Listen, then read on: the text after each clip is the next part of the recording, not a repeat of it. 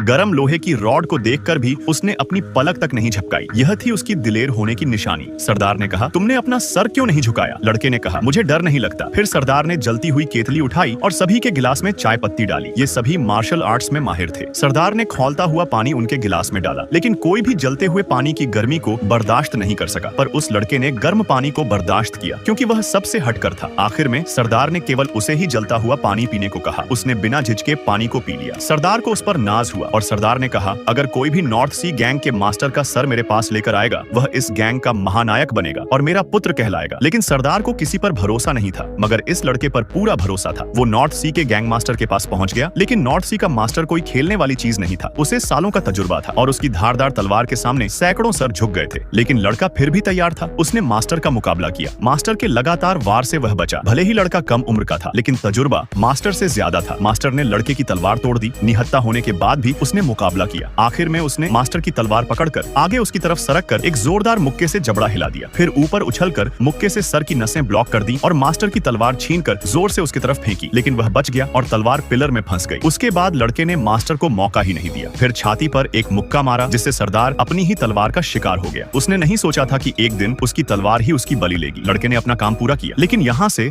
Sir ले जाना संभव नहीं था, क्योंकि यहाँ नॉर्थ सी की पूरी गैंग थी। लड़के ने कुछ का मुकाबला किया और एक को नीचे लेकर कूद गया, पर नीचे उसे दोनों तरफ से गैंग ने घेर लिया। मौत दोनों तरफ थी, लेकिन वह मौत से नहीं डरता था। उसने गुस्से से उनकी तरफ देखा और दौड़ पड़ा। लड़के ने अपने मार्शल आर्ट से डटकर गैंग का सामना किया। उसे कोई छू तक नहीं पा रहा था। उसका हाथ किसी हथौड़े से कम नहीं था। एक मुक्के में पूरा पिलर तोड़ दिया, लेकिन गैंग बढ़ती जा रही थी। तभी एक साथी ने पटाखे की लड़ी नीचे फेंक दी। बहुत सारे पटाखे फूटने लगे। इसका फायदा उठाकर उसका एक साथी उसे यहाँ से ले गया। लड़के को बहुत घाव लगे थे, जिस वजह से वह बेहोश था। सरदार इस काम से बहुत खुश हुआ और उसने लड़के को अपना बेटा बना लिया।